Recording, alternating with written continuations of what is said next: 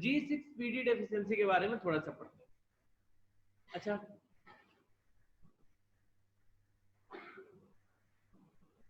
ये किस किस किस रिएक्शन का पार्ट है, किस पाथवे का पार्ट है, पता चल गया? HMB या फिर PPP पाथवे। ये ऑक्सीडेटिव रिडक्टिव रिएक्शन में पार्टिसिपेट करता है ना? अच्छा, बस हम चाहते हैं कि एक चीज आप याद रखिए, इसका एक इम्प्लीकेशन है, इसलिए याद रखना है कि जो एक्टिव एंजाइम होता है ना, वो या तो डाइमर होता है या टेट्रामर होता है।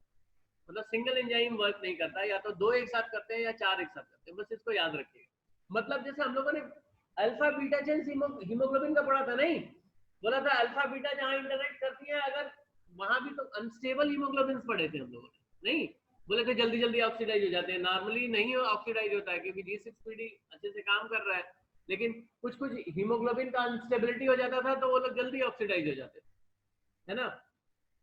तो वो इंटरफेस में जब होता था तो ज्यादा प्रॉब्लमेटिक होता था, इसलिए अगर ये डाइमर या टेट्रामर है एंजाइम, तो इंटरफेस पे अगर कोई म्यूटेशन हो जाएगा, अगर क्योंकि G6PD कैसे नहीं काम करेगा, कोई म्यूटेशन तो हो रहा होगा, नहीं जो उसका जीन है उसमें म्यूटेशन हो रहा होगा, इजी।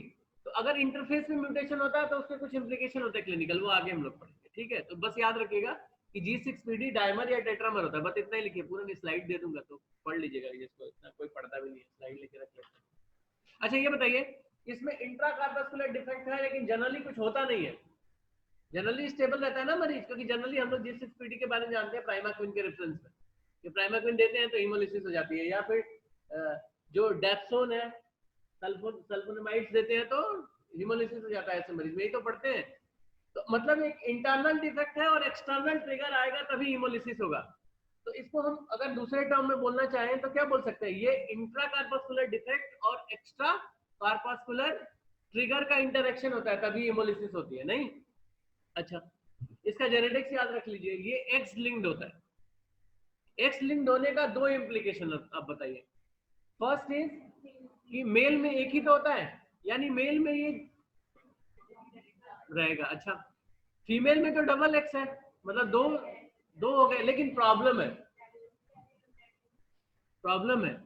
कैरियर नहीं, प्रॉब्लम ये है कि बैंड याद है, बैंड एक एक्स को साइलेंट करना पड़ता है बॉडी को, नहीं याद है ना कि न्यूक्लियस में बैंड क्या बनता है कि एक एक्स को साइलेंट कर दिया जाता है। तो मान लीजिए एक फीमेल है, उसमें एक्स है, उसमें मान लीजिए एक वाले में म्यूटेशन है, दूसरा वाला ओके है। जब इसको इस एक्स को शट डाउन कर दिया गया तो ये मैनिफेस्ट हो जाएगा ना, रिलेटिवली कम होगा बट मैनिफेस्ट हो सकता है ना, मोज़ेक पैटर्न हो जाएगा ना, कहीं ये वाला एक्स कहीं काम करेगा, ये वाले को बैंड बना दिया जाएगा। बैंड मतलब कंडेंस कर दिया जाता है तो रेप्लिकेशन नहीं होता, याद है ना थोड़ा बहुत जेनेटिक्स का पार्ट। तो बस ये याद रखिए एक्स लिंक्ड होता है, मतलब मेल में रिलेटिवली ज्यादा कॉमन होगा, नहीं फीमेल में मतलब नहीं मैनिफेस्ट करेगा। अच्छा, जितने भी हम एंजाइम डिफेक्ट या हीमोग्लोबिनोपैथी सब पढ़ रहे हैं, सब कहाँ पे कॉमन है? ट्रॉपिकल सब ट्रॉपिकल कंट्रीज में, इंडिया में, अफ्रीका में, इसलिए कॉमन है क्योंकि यहाँ मलेरिया होता है। तो कोई भी चीज जो सर्वाइवल बेनिफिट देती है वो उस पॉपुलेशन में ज्यादा हो जाती है, क्योंकि जो लोग नॉर्मल लोग होते हैं वो मर जाते हैं, मतलब ड्यू कोर्स ऑफ टाइम उनका सर्वाइवल कम होता है, इसलिए इनको सेलेक्टिव हो जाते हैं। तो सिलेक्शन होने की वजह से क्या होता है कि G6PD डेफिशिएंसी रिलेटिवली किसमें कॉमन मिलेगा, जहां मलेरिया प्रोन रीजन है, क्योंकि ये भी मलेरिया के लिए प्रोटेक्टिव है, स्पेशली सीवियर मलेरिया मतलब पेल्सिमर, ठीक है। अच्छा, जरा ये देखिए, थोड़ा अभी पीछे देखे थे बट इसको थोड़ा सा डिटेल में देख लेते। अच्छा ये देखिए, ग्लूकोज 6 फॉस्फेट है, इसको 6 फॉस्फेट डिहाइड्रोजिनेज लगा तो एक याद करने का जरूरत नहीं, किसी और मेटाबोलाइट में बदल गया है ना, पहली रिएक्शन। और लास्ट में ये देखिए, अभी हम फिर इसने राइबोलोज 5 फॉस्फेट में, ये कहीं और दूसरे पाथवे में यूज हो जाएगा। इन दोनों रिएक्शंस में क्या होता है, NADPH निकलता है। NADPH एक बाई प्रोडक्ट है। फिर NADPH क्या करता है, ग्लूटाथियोन रिडक्टेज की मदद से GSHG को GSH में कन्वर्ट कर देता है। अच्छा, किसी भी वजह से अगर फ्री रेडिकल जनरेट हो गया या तो क्या होगा, इसको इससे रिड्यूस कर दिया जाएगा, नहीं तो क्या हो जाएगा, वो फ्री रेडिकल नहीं रहा तो इंजरी नहीं होगी, है ना। अगर मान लीजिए किसी वजह से मोर देन 200 म्यूटेशंस रिपोर्टेड है, वैसे तो अगर एग्जैक्ट नंबर बोले तो ये वाला काम करना बंद कर देगा, तो NADPH नहीं बनेगा, मतलब ये वाला जनरेट नहीं हो पाएगा, तो ये क्या नहीं हो पाएगा, मेटाबोलाइज नहीं हो पाएगा, मेटाबोलाइज तो क्या फ्री रेडिकल बनेंगे और ये फ्री रेडिकल इंजरी कर देंगे, नहीं। आगे देखते, तो ये हम यहाँ चाहते हैं कि स्लाइड में आप सिर्फ 3 पॉइंट लिखे। G6PD most common deficiency HMP pathway में होता है, डायमर, टेट्रामर और एक्स लिंक, बस ये 3-4 मतलब वर्ड्स लिखे बस। ओके, तो क्लिनिकल फीचर क्या होंगे बताइए भाई। ये पेशेंट का एसिम्प्टोमेटिक होंगे, नहीं, जब कुछ ट्रिगर होगा तो इनमें हीमोलिसिस हो जाएगा, इसको बोलते हैं एक्यूट हीमोलिटिक अटैक। तो लिख लीजिए टर्म कि जनरली ये सिम्प्टोमेटिक होते हैं, but if expose to the triggers, और 3 तरह के ट्रिगर इसमें देखे गए।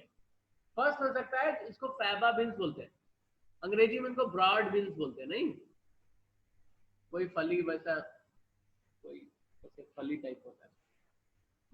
अच्छा, दूसरा, if there is any infection, infection में भी तो फ्री रेडिकल जनरेट होते हैं, और कुछ ऑक्सीडेटिव ड्रग्स, तो 3 ट्रिगर्स मेनली हो सकते हैं। फैबाबिन्स, जिसको हम लोग फैबिज्म बोलते थे, नहीं, फैबिज्म नाम सुना होगा। इन्फेक्शन और ड्रग, 2 ड्रग हम लोग मेनली याद रखेंगे। फर्स्ट इज प्राइमाक्विन, सेकेंड नहीं भी याद रहेगा तो रेस्ब्यूरिकेज, पर नहीं भी याद रहेगा तो चलेगा, अभी पढ़ते हैं क्या होता है। अच्छा, तो याद हो गया। अच्छा, ये तो एंजाइमोपैथी है, मतलब patient at higher risk of neonatal jaundice होगा, नहीं, जब वो इन्फेंट होगा। कुछ कुछ दवाइयां कैसे याद रहेंगी, दवाइयां सल्फोनिल यूरिया हमको याद रहती है, डेप्सोन हमें याद रहेगा ना, इसलिए डेप्सोन के साथ ही सबसे बड़ा प्रॉब्लम होता है, क्योंकि डेप्सोन को प्राइमाक्विन के साथ मिला के देते थे पहले जमाने में, तो एक जमाना था, तो बहुत तगड़ी हीमोलिसिस हो गई इन लोगों में, तो जाके इसका वो प्राइमाक्विन से एसोसिएटेड इसका ओरिजिन है। बट एनीवे, तो हम लोग याद रखेंगे सल्फोनिल यूरिया, एंटी मलेरियल हमें याद ही रहती है, और एक क्या याद है, रेस्ब्यूरिकेज, अगर याद रहे तो, नहीं तो 2 चीज याद रहेगा ना, कुछ नहीं याद रहेगा, पर प्राइमाक्विन तो याद रहेगा ना भाई, क्योंकि वो तो देते हैं ना, क्योंकि गैमेटोसाइडल इफेक्ट होता है उसका। हिप्नोजॉइड को वही एक दवाई है जो मारती है, तो रिलैप्स को प्रिवेंट करने में काम आती है। एनीवे, अच्छा, ये तो वही सेम रिएक्शन है, नहीं, जो पीछे हम लोगों ने पढ़ी थी, इसमें सेम चीज दिखा दिया गया। बोला कि जब ये G6PD एब्सेंट हो गया, मतलब म्यूटेंट हो गया, तो क्या हुआ, ये जनरेट ही नहीं हो पाएगा। ये जनरेट नहीं होगा तो ये जो H2O2 है फ्री रेडिकल बनाएगा और ऑक्सीडेटिव डैमेज हो जाएगा, सिंपल। अच्छा, ऐसा दिखता है, मतलब जिसने नहीं देखा, इसको ब्रॉड बिन्स बोलते हैं, मतलब ब्रॉड बिन्स, इसका ब्रॉड मतलब बड़ा, ये ऐसा दिखता है फैबाबिन।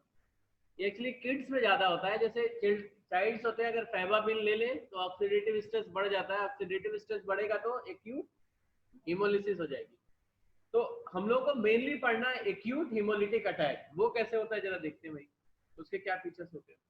अच्छा बताइए, एक G6 हमने क्या बोला था, इंट्राकार्पस्कुलर डिफेक्ट और एक्स्ट्रा कार्पस्कुलर ट्रिगर।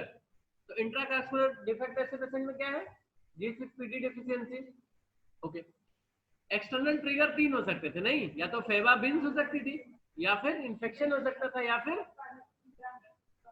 ड्रग्स हो सकती थी, और ड्रग्स में हम प्राइमाक्विन खूब से याद रखें। जब external trigger G6PD deficient individual में होता है तो क्या होता है, एक्यूट हीमोलिसिस। अच्छा, एक्यूट हीमोलिसिस के कुछ फीचर्स होते हैं, अच्छा बताइए क्या फीचर्स होते हैं। अच्छा, ये फैबिज्म ना बहुत एब्रप्टली हो सकता है, मतलब आपने दवाई दिया और हीमोलिसिस हो जाएगी, बट जनरली ये बिल्डअप होता है कितने दिन में, फ्यू आवर्स टू डेज में, ठीक है।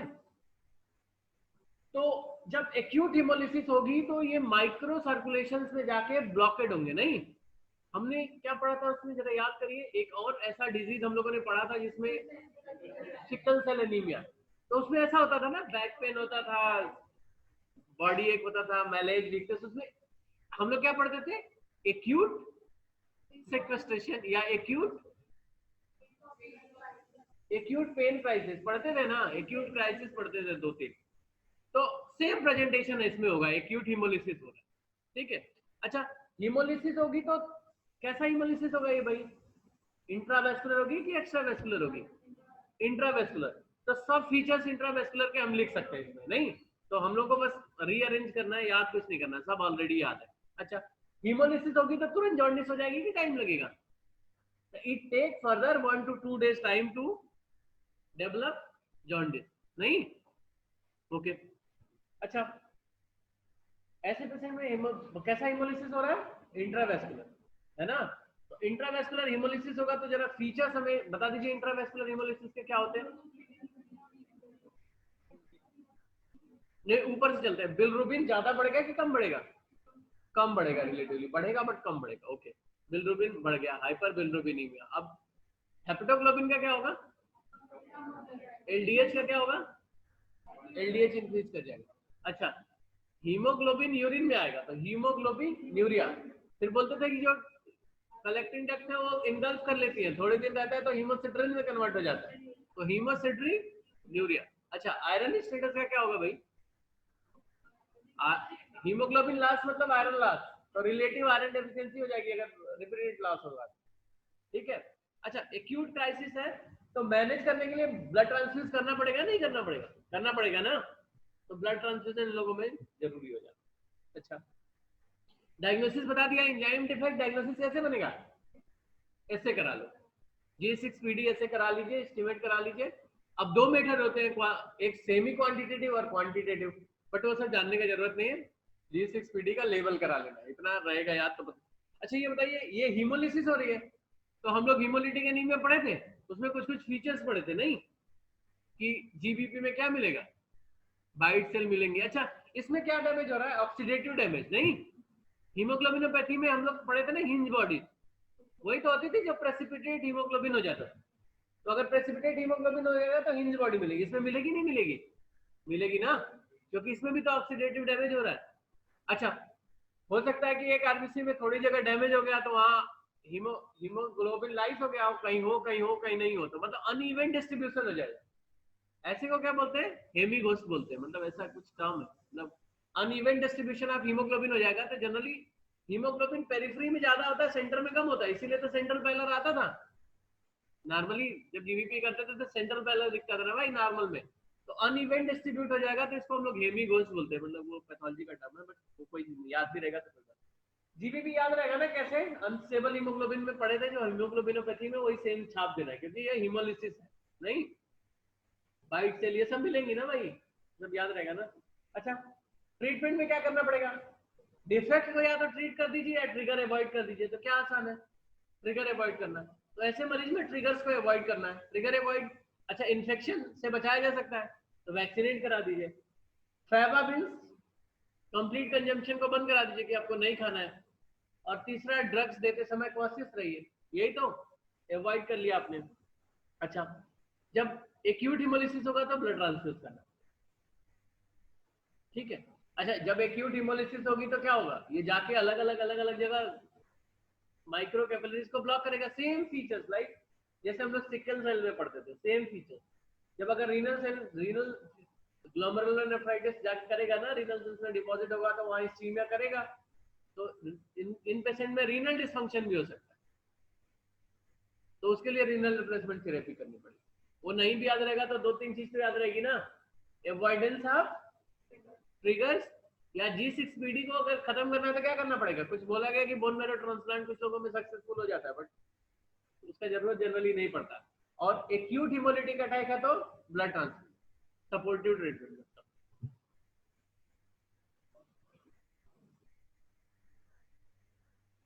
अच्छा, हमने बोला था ना कि एक चीज याद रखिएगा कि जो G6PD होता है वो डायमर या टेट्रामर होता है। तो देखा गया कि कुछ म्यूटेशन होते हैं जो इंटरफेस के म्यूटेशन होते हैं। तो ऐसे म्यूटेशन में एक G6PD का एक क्लिनिकल अलग वेरिएंट है जिसको हम बोलते हैं क्रोनिक नॉन स्फीरोसिटिक हीमोलिटिक एनीमिया। अच्छा, इसमें एपिसोडिक हीमोलिसिस हो रहा है, नहीं? इसमें जनरली क्रोनिक हीमोलिसिस होता रहता है, क्रोनिक हीमोलिसिस होता रहेगा। जनरली ये सीवियर डिजीज होती है और इसमें सब हीमोलिटिक एनीमिया का सब फीचर मिलता है, और इसमें मेनली इंट्रावेस्कुलर हीमोलिसिस हो रहा है, नहीं इसमें एक्स्ट्रावेस्कुलर हीमोलिसिस भी हो। तो ट्रीटमेंट के लिए सेम चीज क्या करेंगे? जनरल ट्रीटमेंट क्या पढ़े थे? फोलिक एसिड रिप्लेस करना है, ट्रिगर्स को अवॉइड करना है, ब्लड ट्रांसफ्यूजन नहीं तो वो हो जाएगा। कोई पूछेगा नहीं, एमसीक्यू के लिए याद रख लीजिएगा। ज्यादा से ज्यादा G6PD पे 60 नोट आ जाएगा, तो कुछ नहीं करना है। अगर किसी को कुछ समझ में ना आए तो ऊपर लिखो G6PD, उसके नीचे लिखो x link disorder, intravascular haemolysis, है ना। फिर उसके बाद इंट्रावेस्कुलर हिमोलिसिस मतलब जो भी हिमोलिटिक एनीमिया के फीचर्स है वो पूरा लिख दीजिए। डायग्नोसिस के लिए एंजाइम में से, ट्रीटमेंट के लिए अवॉइड ट्रिगर, जो 3 ट्रिगर हमने क्लिनिकल फीचर में लिखे थे, avoid that trigger, blood transfusion, बस सफिशिएंट है इतना। इतना में 3 साढ़े 3 नंबर मिल जाएगा।